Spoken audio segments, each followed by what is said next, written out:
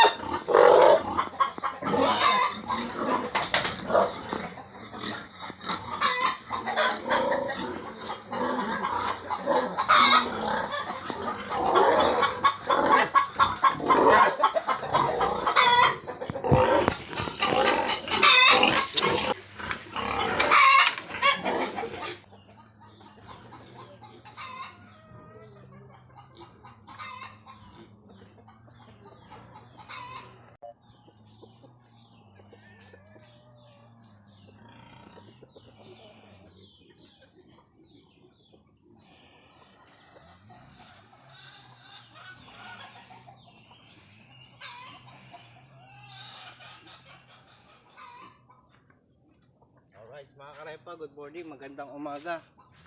Ma'am Ana BTV, thank you, salamat sa suporta. Tita Au Official, Tol Weirdo Official, maraming salamat sa inyo. At isang malakas na shout out na nga pala kay Ma'am Carmelita Perucho ng Nabas Aklan. Ay hindi siya taga Nabas, pero taga Aklan din siya, kababayan ko. Kaya magandang araw sa inyo. Magandang gabi, mabuhay ka hanggat gusto mo. Magandang gabi agad, umaga tapos biglang gabi agad. Okay, basta yun lang. Salamat sa panonood mo, Ma'am Carmelita Perucho. Thank you. Salamat. Yun na nga mga karepa. Okay, babalik muna ulit doon sa baba ng bundok. Doon sa bahay. Para lang bumalik. Nagkakot lang ako ng pits. Yun lang. Para mamaya diretso pa kain na babalik pa ako. Nagdadala pa ako ng isang kalahati. Hap lang. Pagka binuo mo kasi napakabigat yun. 50 kilo sa kalahati kung kaya mo yun. Tapos kaya naman pero hindi ka tatagal dahil masakit na yun sa katawan, masakit na yun sa likod. Kaya may mga bagay na hindi kailangan madaliin. Makuha rin natin yan paunti-unti. Kasi pag binigla mo, ikaw ang durog. Kaya naman, kaso durog ka. At yun lang. At dito muna tatapusin ang aking video. At may pupuntahan nga pala ako doon mamaya. Hindi ko lang alam kung mamaya kung masisingit ako ng punta, dahil meron pang isang lugar na gustong i-explore. At ito ang aking view. Tawid muna tayo sa malinis na ilog mga karepa. Ayan o. Diba? Maganda siya.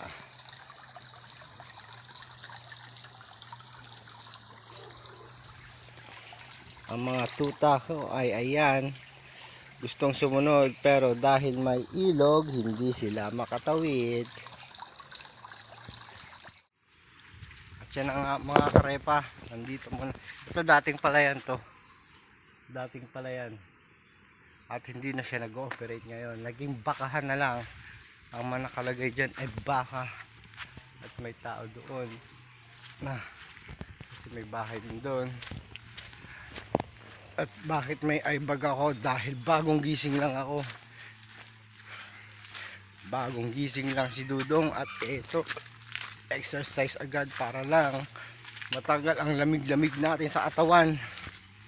Yun ang pagising sa umaga, kailangan medyo pagpawis-pawisan ka naman para yung mga taba-taba sa katawan na matanggal na. Yun lang. At minsan ako'y napapatingin sa mga kagaya nito, pero di ko pwede ituro dahil baka manuno tayo, pero tumitingin ako sa mga ganyan madalas dahil baka may uhong o kabute, dahil yan ang madalas na pinagtutubuan ng kabute.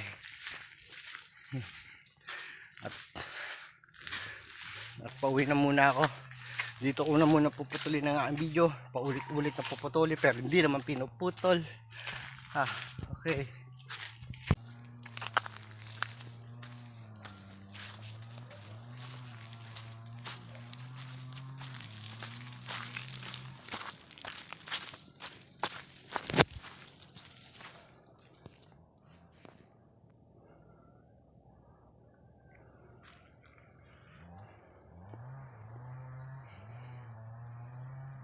Nga pala, maalala ko lang, kagabi parang hindi naman umulan, pero ngayon pagising ko kayo umaga, basang-basa ang paligid. At sa mga dadaanan ko, ang taas ng putik.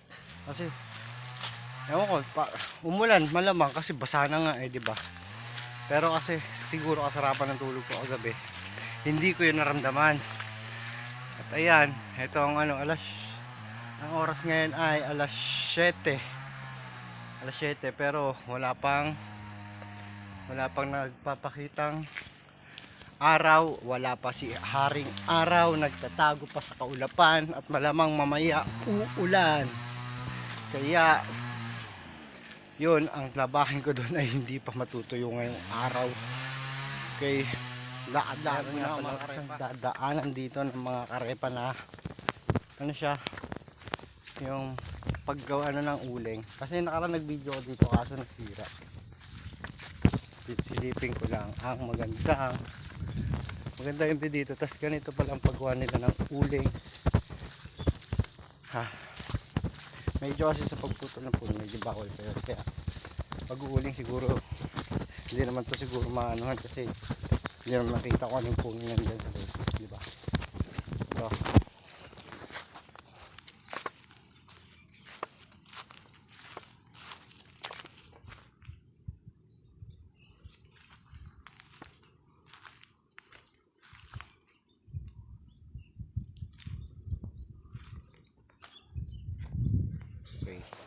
ganyan pala yun yung paggawa ng uling, kasi hindi ko nga alam yun eh.